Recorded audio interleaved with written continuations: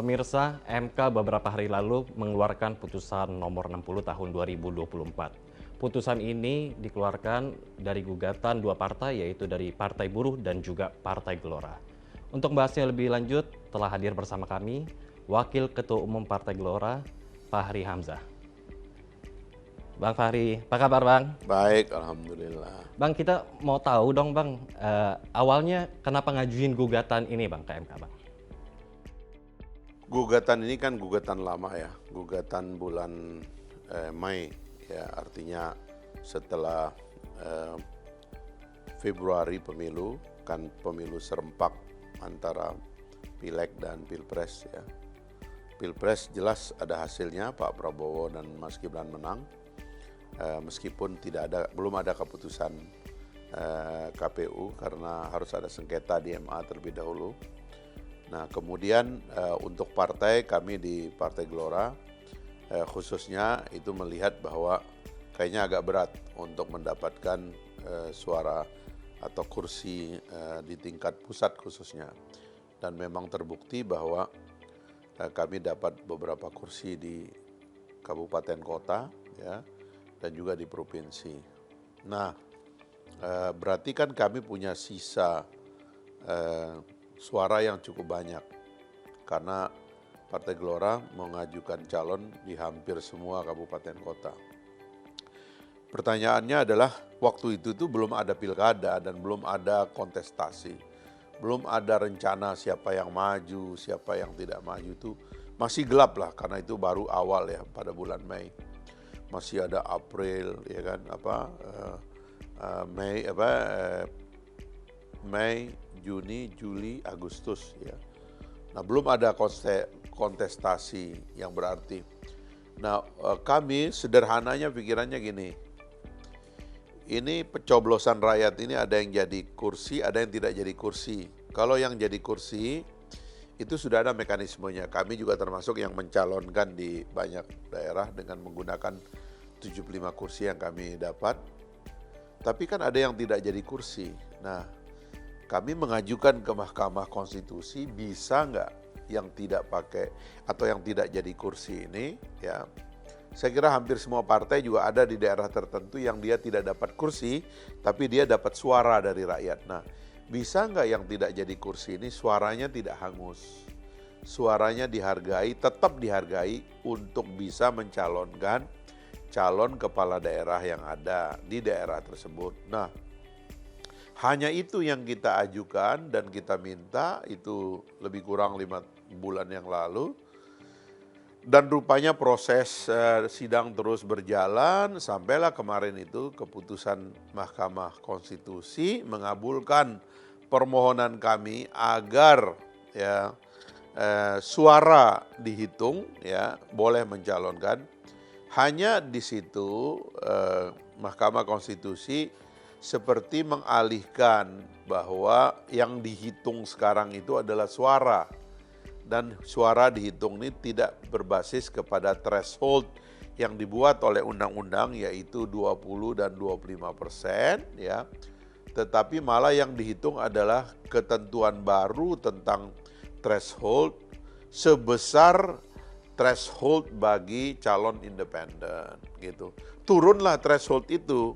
Nah, inilah yang bikin ribut, tapi terus terang kami menganggap bahwa yang kami ajukan itu tidak muluk-muluk, itu soal sederhana dan memang adalah hak semua partai dan semua suara rakyat yang tidak terpakai akhirnya bisa dipakai. Itu adalah kabar baik tentunya bagi demokrasi kita gitu. Ini Bang, ini dari putusan ini, dari pandangan Abang gimana nih dampaknya terhadap peta politik di Indonesia nih, khususnya untuk Partai Gelora sendiri Bang? Ya pertama kandidatnya tambah banyak ya, di daerah-daerah yang ada banyak partai yang tadinya nggak bisa maju sekarang jadi maju. Dan itu bukan cuma partai kecil ya, tapi ada juga di daerah tertentu partai besar juga nggak dapat kursi. Akhirnya dia bisa dipakai suaranya untuk mengajukan calon. Nah, bahwa konstelasi politik di pilkada berubah ya tentu karena calonnya tambah banyak kan. Ada yang tadinya nggak bisa maju jadi bisa maju. Tapi saya kira tidak terlalu merubah peluang-peluang elektabilitasnya. Gitu. Karena pada dasarnya mereka yang sudah punya kesempatan berkampanye sekian lama, ya tentu akan lebih mungkin dikenal dan dipilih oleh rakyat. Bang, dari putusan ini kan pasti ada dinamika koalisi partai politik nih. Gimana nih dari pandangan Abang? Iya, dinamika biasa karena juga koalisi di tingkat pusat kan tidak selamanya bisa dipertahankan di daerah. Setahu saya di daerah itu petanya itu bermacam-macam. Ya, ada yang kumpul, ada yang tidak kumpul, itu biasa saja gitu. Tapi kita tidak lihat efeknya kepada koalisi saja, tapi kepada penghargaan kepada suara rakyat yang tidak jadi kursi, itu saya kira positif bagi demokrasi. Bang, dari putusan ini malah justru melemahkan atau memperkuat demokrasi di Indonesia ini dari Ya pandangan? tentu memperkuat, makanya kan dari awal seperti Pak Prabowo dulu dengan Partai Gerindra kan termasuk yang mengusulkan agar threshold itu 0 atau tidak pakai threshold. Supaya ada banyak anak bangsa yang bisa maju. Pak Prabowo itu termasuk yang menganggap bahwa tidak boleh kemudian boleh maju itu merupakan privilege dari segelintir orang saja. Silakan, lebih banyak yang maju lebih bagus, ya kan, siapa tahu putra-putri bangsa Indonesia yang baik juga banyak gitu. Jadi saya kira itu yang penting secara fundamental ini memperbaiki dan memperkuat gagasan demokrasi kita. Bang, dari putusan ini kan ini mepet sama pilkada ini, Bang. Ini dari pandangan Abang sendiri, apakah ada politisasi kah atau memang murni hukum ini, Bang? Itu kita tidak tahu ya. Kenapa MK membuat keputusannya kemarin, kita tidak punya kontrol terhadap jadwal sidang hakim dan keputusannya kapan mau dilakukan. Tapi keputusannya sudah terjadi, memang sangat mepet ya. Memang catatan bagi MK sebenarnya kalau membuat keputusan seperti ini sebaiknya tidak dilakukan mepet gitu. Ya kan bisa digeser kalau mau sekalian sehabis pilkada aja diputusin. Cuma kan kita nggak tahu ya. Yang kedua, memang ada kritik kepada MK karena tidak konsisten menggunakan azas open legal policy yang merupakan hak prerogatif DPR sesuai dengan pasal 20 lupa saya 27 atau 28 atau 29 yang mengatakan kuasa pembuat undang-undang adalah DPR. Jadi kalau persentase ya kan threshold dan sebagainya itu sebaiknya memang menjadi wilayah DPR gitu. Tapi itu yang diambil oleh MK sekarang ini dan itu menjadi masalah. Bang, ini kalau kita ngomongin pemerintahan nih, Bang. Ini kan ibu kota baru kan baru jadi nih dan kita baru merayakan kemerdekaan juga di sana. Ini pandangannya gimana terkait IKN, Bang? Saya kira ya kita mendengar Presiden terpilih Pak Prabowo bahkan sudah berkomitmen bahwa ulang tahun kemerdekaan kita yang ke-80 juga akan dirayakan di IKN.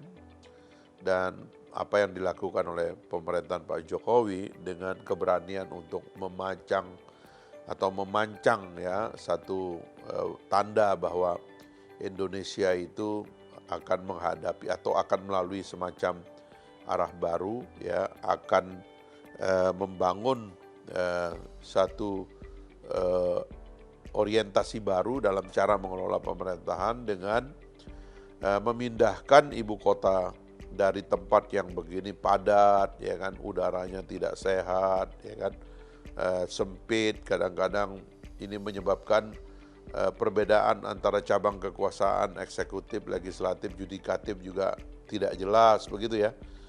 Lalu kita berani pindah ke IKN adalah satu keberanian dan harus diapresiasi serta harus diteruskan. Karena tidak ada jalan mundur, kita harus terus melangkah ke depan. Soal berapa lama gedung ini, kapan jadi dan sebagainya, itu teknis sekali lah. Kalau saya sering mengatakan, itu pengembang bisa bikin kota ya kan, di Serpong pengembang bikin kota, di Cikarang pengembang bikin kota, di mana-mana pengembang bikin kota. Masa negara nggak bisa bikin kota? Ya kan, itu sederhana sekali argumennya. Tapi yang paling penting adalah bahwa keberanian untuk membangun sesuatu yang belum pernah kita bangun, yaitu ibu kota baru, ibu kota negara, itu saya kira keberanian harus diapresiasi. Kemudian kalau kita ngomongin ibu kota baru nih Bang, ini yang terpenting apa nih Bang yang harus segera dipercepat ada di sana Bang? Saya kira kalau fungsi-fungsi dasarnya sudah selesai, apalagi yang Pak Prabowo bilang kalau bisa kamar eksekutif ada, kamar legislatif ada, kamar judikatif ada, maka jika 3 cabang kekuasaan sudah ada, harusnya ini sudah bisa pindah penuh ya. Meskipun perlengkapan dan kelengkapannya itu bisa disusulkan gitu, karena pada dasarnya sekarang ini kita terbang dari Jakarta ke IKN kan cuma 45 menit, jadi relatif dekat lah daripada orang bermacet-macetan kadang-kadang dari satu kantor ke kantor lain di Jakarta ini. Bisa 2 jam, bisa 3 jam kalau puncak kemacetan gitu. Sementara di IKN tidak ada yang namanya macet dan kita terbang dari Halim lah kalau kita mau ngambil titik terdekat ya ke IKN cuma 45 menit dan artinya lebih efektif waktunya. Nah segera itu bisa kita pindahkan dan saya kira tidak terlalu sulit lah ya membangun fasilitas itu sambil kita siapkan Jakarta untuk menjadi kalau saya mengusulkannya itu ibu kota Asia gitu. Jadi saya mau membayangkan saya ingat dulu waktu Istanbul itu ditinggalkan oleh Ankara karena Ankara menjadi ibu kota baru. Lalu ada satu semboyan baik di Istanbul sebagai ibu kota kebudayaan Eropa. Kita juga bisa membuat Indonesia ini seperti ibu kota kebudayaan Asia. Sehingga sentrumnya Asia itu ada di Jakarta, kira-kira ada di Indonesia, kira-kira gitu. Jadi hal-hal ini yang perlu diinovasikan di masa yang akan datang sehingga betul-betul kita akan betul-betul melangkah maju dan tidak ada kata mundur karena Indonesia harus menjadi negara besar dan negara yang kuat gitu, saya kira Ini itu. kan IKN juga menelan biaya yang tidak sedikit ini ya Bang ya. Ini apakah dari pembangunan IKN ini akan berdampak kepada banyak masyarakat Indonesia ini Bang? Mungkin dari segi ekonomi, sosial atau apapun itu yang memang manfaatnya dirasakan oleh masyarakat. Kalau kita bicara ekonomi negara ya, ekonomi negara itu terdiri dari konsumsi masyarakat ya, kemudian investasi baik langsung maupun tidak langsung. Yang ketiga itu adalah belanja pemerintah gitu. Yang keempat itu adalah ekspor impor. Jadi pada dasarnya belanja pemerintah itu normal ya sebagai alat untuk menumbuhkan perekonomian dan nasional gitu. Jadi nggak perlu dikhawatirkan soal uangnya itu karena pada dasarnya uang itu adalah bagian dari belanja pemerintah untuk menghidupkan perekonomian kita. Kalau kita investasi di IKN, pertama wilayah Kalimantan akan tumbuh ya. Kemudian tenaga kerja yang diserap di sekitar Kalimantan juga akan naik. Itu mungkin mendorong orang dari Pulau Jawa yang padat itu pindah ke Kalimantan karena penghidupan di sana lebih layak, lebih sehat dan sebagainya. Itu adalah instrumen ekonomi negara yang kita pakai untuk tidak saja menumbuhkan ekonomi kita tapi mengadilkan ya ekonomi kita supaya tidak saja yang tumbuh dan tempat pusat uang berputar di Pulau Jawa khususnya di Jakarta saja, tapi kita mulai memindahkan perputaran uang itu ke seluruh Indonesia. Itu idenya saya kira bagus sekali. Biar nggak Jawa sentris jadi ya, biar merata ke seluruh Indonesia. Betul. Nah ini Bang, kalau kita ngomongin tadi Indonesia harus maju, ini kan memang ada Indonesia Emas 2045.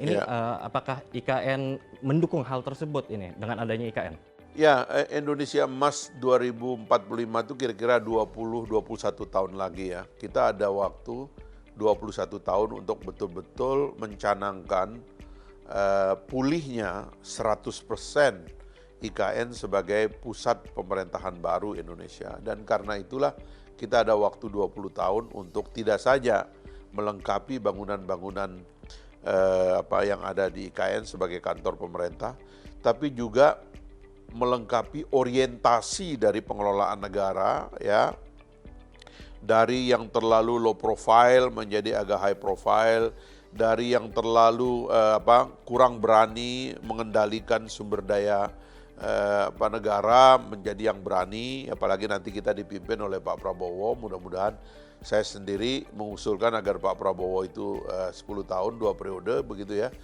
kalau beliau yang memimpin nanti itu akan ada banyak sekali perubahan yang nampak karena style kepemimpinannya juga akan berubah. Dia akan lebih membuat posisi Indonesia dalam percaturan global itu akan lebih nampak gitu. Nah, kita ada waktu untuk menata. Kalau Pak Prabowo itu kita baca kebijakannya cuma dua paling tidak ya. Satu, sumber keuangan kita adalah nanti dari menghilangnya kebocoran. Karena itu beliau selalu bilang kita akan memperbaiki sistem supaya jangan banyak korupsi, jangan banyak kebocoran gitu.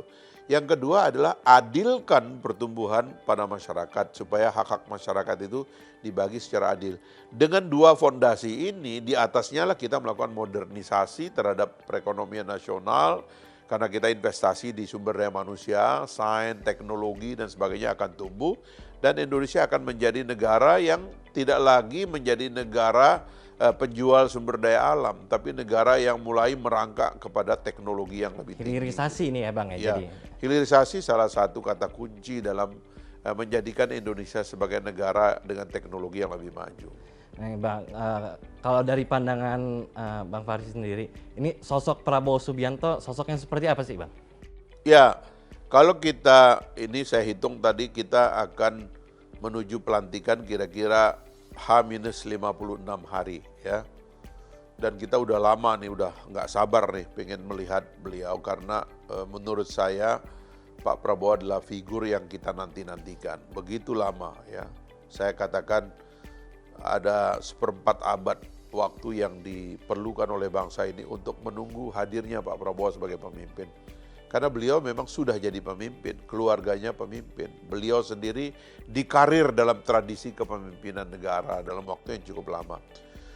Jadi kita akan memiliki pemimpin yang begitu dia masuk, disumpah dan berkuasa tanggal 20 Oktober nanti, udah ngerti gitu. Jadi ibaratnya ini ada mobil, ya kan, canggih, ya kan, besar, powernya hebat, ya kan, kemampuannya luar biasa, bensinnya penuh katakanlah, akan dapat seorang driver yang udah ngerti semua control panel dan elemen-elemen di dalam mobil itu, sehingga begitu beliau masuk ini akan melesat terbang tinggi. Nah, karena itulah saya kira semua orang harus bersiap-siap bahwa kita akan dipimpin oleh orang yang sangat siap dan mampu untuk memimpin. Nah, saya percaya Pak Prabowo begitu dilantik nanti kira-kira 3 hari setelah beliau berumur 73 tahun, menurut saya beliau akan insya Allah menyempurnakan seluruh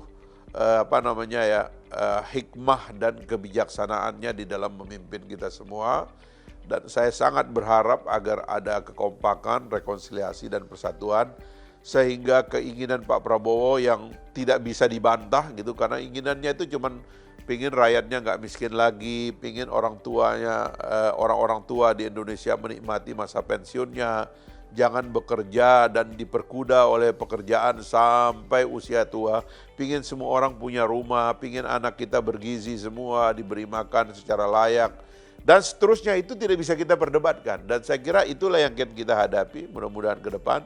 Dan saya percaya Pak Prabowo adalah anugerah buat kita sekarang untuk kita terima dan kita dukung kepemimpinannya di tahun-tahun yang akan datang. Ya memang Pak Prabowo ini memang mau mensejahterakan masyarakat Indonesia ini ya Bang Fahri ya. Dan ini terakhir ini Bang, ini untuk program makan bergizi gratis ini gimana pandangannya ini Bang? Jadi ide dari Pak Prabowo sederhana. Kalau kita mau ekonomi ini kita kelola, 2 aspek pentingnya. 1, selesaikan soal kebocoran yang menjadi sebab pembiayaan pembangunan kita itu tidak besar gitu. Di APBN, non-APBN itu kita harus hindari korupsi dan kebocoran. Begitu uang kita banyak, uang itu harus kita alirkan untuk mengadilkan pelayanan kepada masyarakat. Anak-anak Indonesia itu kata beliau harus menerima 3 hal yang sama dari negara. 1, gizinya harus sama. Jangan ada warga yang karena saking kayanya gizinya berlebihan. Ada yang saking miskinnya gizinya tidak ada dan stunting. Kata beliau, enggak, kita kasih makan rakyat terutama anak-anak dan ibu hamil, supaya seluruhnya itu nanti mendapatkan hak asupan gizi yang menjaga fisiknya itu secara adil tumbuh bersama-sama. Yang kedua itu nanti kita ilmu, ya. Jadi nanti pengajaran itu akan dibikin lebih masif, kalau bisa anak-anak Indonesia yang di Papua, yang di Pulau W, ya di Sabang, di Merauke, Miangas, Pulau Rote itu mendapatkan pendidikan yang sama. Sebab otak manusia kan sama, saya dari orang kampung ya kan. Tapi karena saya kejar ilmu sendiri, memang karena contoh dalam keluarga saya, isi otak saya dengan pengetahuan relatif saya lihat orang Jakarta biasa-biasa aja. Ya kan, tidak berlebihan. Nah, bagaimana kalau otak anak-anak Indonesia itu, kata Pak Prabowo, dikasih ilmu yang sama. Supaya juga mereka tumbuhnya bareng. Jangan yang jadi pejabat dia doang ya kan. Ini misalnya satu contoh ya. Kenapa beliau senang sama Pak Bahlil misalnya itu. Pak Jokowi juga senang Pak Bahlil, karena Bahlil ini orang yang datang dari Papua, dari Fak-Fak sana, ya, pernah jadi sopir angkot waktu SMA, tapi nekat dia berani, akhirnya dia tumbuh dan bisa memimpin partai besar sekarang di Jakarta ini, karena pada dasarnya anak Indonesia itu sama saja, kasih dia gizi yang sama, kasih dia pengetahuan yang sama, pasti dia bisa mengejar yang lain dan sama dengan yang lain.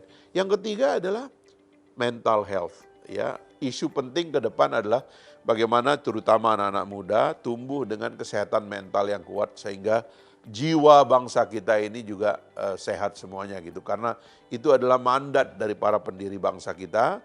Kalau kita menyanyikan lagu kebangsaan Indonesia Raya itu kan, bangunlah jiwanya, bangunlah badannya. Jiwanya dulu kita bangun supaya bangsa ini menjadi bangsa yang tinggi, ya, beradab, berperadaban. Dan itulah mimpi kita ke depan untuk Indonesia. Baik, terima kasih Bang Fahri telah meluangkan waktu untuk berdialog kali ini. Sama-sama. Semoga nanti kita bertemu lagi di lain kesempatan. Insya Allah, Bang Fahri. terima kasih. Terima kasih. Ya, itu dia tadi pemirsa dialog kami bersama Wakil Ketua Umum Partai Gelora, Fahri Hamzah. Saksikan dialog menarik lainnya hanya di Dialog 8 Garuda TV.